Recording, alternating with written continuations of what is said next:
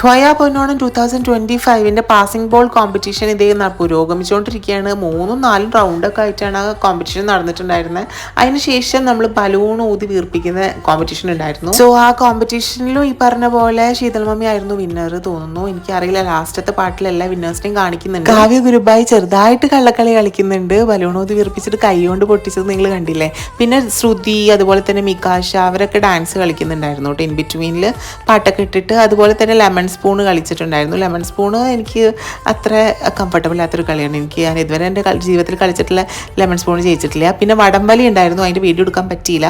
അത് ICCയിലും അതുപോലെ തന്നെ ദ്വയുടെ പേജിലൊക്കെ പോയി കാണാൻ പറ്റും. അങ്ങനെ ടീം എ, അതായത് ശീതൾ മമ്മിയുടെ ടീമാണ്, നാദറൊക്കെ ഉള്ള ടീമാണ് ജയിച്ചിട്ടുണ്ടായിരുന്നത്. അവർക്ക് പഴക്കൊലയായിരുന്നു നമ്മൾ ഗിഫ്റ്റ് കൊടുത്തിട്ടുണ്ടായിരുന്നത്.